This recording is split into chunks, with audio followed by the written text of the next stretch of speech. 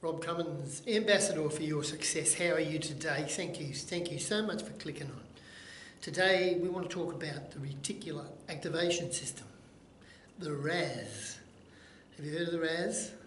A lot of you will have. Man alive, I was well into my 50s before I ever heard of any R.A.S, a Reticular Activation System. What it is like, it looks like a hook and it's at the base of our brains. And it's like a Google search engine, because I know once I got a little story. I bought a car and it was an Astra, like it was only a little runaround car, but I had never ever seen one of these things before, because I'd actually driven trucks for a while, and I'd never heard of an Astra. Anyway, I needed a car, bring my truck, and I needed a car, so I buy this Astra. Heard about this Astra, went along, bought it, and do you know, from then, like, all I saw was Astra,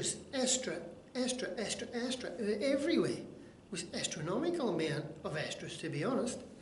But that's what it's like, you know, because your reticular activation system, when you get accustomed with something, when you are looking for something, it's like a Google search engine, as I say, and it just directs your focus. Things turn up.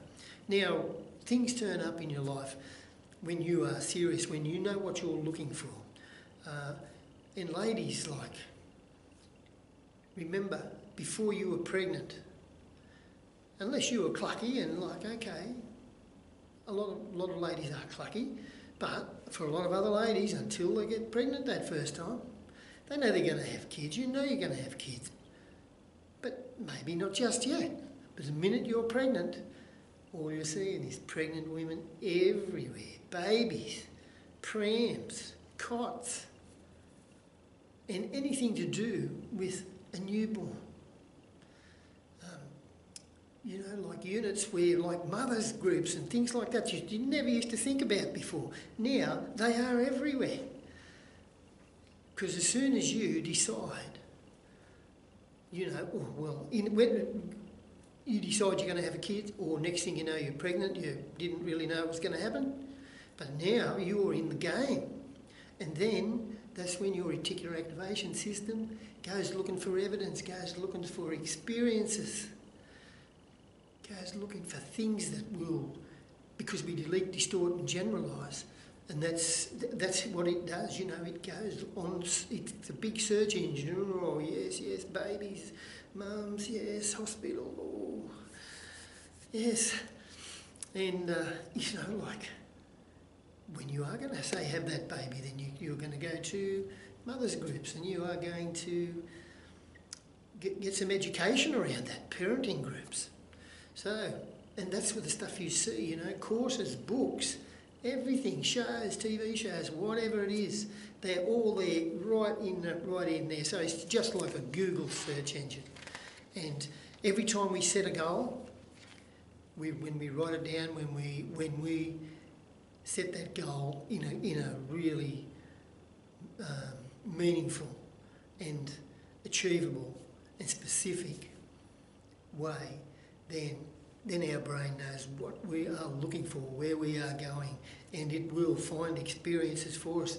We will be, you know, finding new mentors, new partners in business, whatever it is. We are, because that's what we're focusing on. What we focus on, we get to the exclusion of everything else, and what we focus on expands. So the thing about it is also, we need to focus on what we want. Gee, I nearly forgot to say that. We've got to focus on what we want. That is most important when it comes to goal setting. That we have to start with the end in mind. But we have to focus on the future. We've also, obviously, we have to focus on our problems, the mistakes we made, where we went wrong. But I think Anthony Robbins, he hit it like at about 5% of our focus needs to be on the problem, on the past. the opportunities we missed, you know, the anger, sadness, fear, guilt we felt, criticism, envy and jealousy and evidence and justification. We need to be aware of all that before we can do something with it. But we go there, we own our mistake or whatever it was, we own it, we take responsibility for it, we learn the lesson and we move on and we let it go and don't look back. Flush and don't look back. Sound advice. He says not 5% on the problem and 95% on the solution, on the future, on going forward, where you've got, as I said, solutions, options, possibilities, opportunities. Focus on what you want and where you want to go and stay focused on that. Because we all get pulled off centre square occasionally. We just got to get back on, just like an aeroplane flying to wherever. Does not fly straight there, it zigzags on, off, but we got to keep on getting back on. And while we can stay focused, that is where we will get there in the end. And so, just imagine that you really mastered this focus. You've done the hard yards, you've committed, you've decided you're going to do it, and you've committed to it, and you've taken action. I want you to just go out to the end of your life and see what you're noticing. I think it's a good exercise to, hope you didn't hear that, I hope it's a good exercise to go out to, say, at your funeral. For me, this is good. I go out to my funeral, the day of my funeral, and I'm looking in the casket and talking to myself. And what am I noticing? Am I proud of what I achieved? When I'm looking there, am I proud of that person? Did I live fully? Did I live at 100%? Did I love fully? Now that takes some doing. But when we can, sure, that's when we can lose the most, but that's when we stand to gain the most. When we really put ourselves and become vulnerable and put our love on the line. Did you matter? Do you feel proud? Are you proud? And who hasn't felt this one? Or are you regretting the things that you didn't do? The chances you didn't take? The love that you didn't make? You're angry, disappointed, you feel a failure, a waste of space. That doesn't feel good. But if we can just get in touch with ourselves and just with our imagination put ourselves out there, if we can do that, then we are in a good place to write our own eulogy. And I actually that's something I would like to do.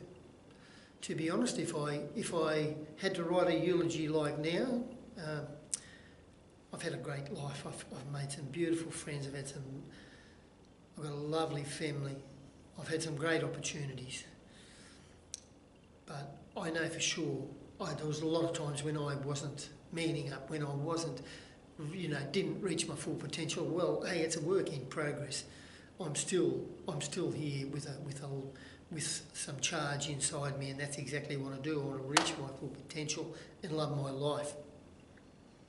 So I want to write a eulogy that I'm proud of, but I especially want to have a eulogy that my kids are proud of. I really want my kids to be proud of me. The opposite is like just not an option. But write your blueprint, print it out, and put it on display where you can see it every day. You can even text it to yourself every day. That's something I do. I must say, I haven't actually got a eulogy. I haven't written my eulogy yet. I have made some decisions about when I die, but so what we've got to do is we have to do that. Put it on display. Ritualise it. Visualise it. Visualise it daily, and take action. Have fun and die happy. Yes. If you got value out of this, and you know there's someone who may appreciate it, someone else who may like it, I'd love it if you could share that for me, please. You can contact me at robcummins1@live.com.au.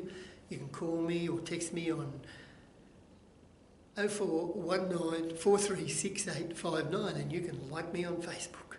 You can even love me on Facebook. Thank you so much for showing up. I hope you have a beautiful day. Thank you.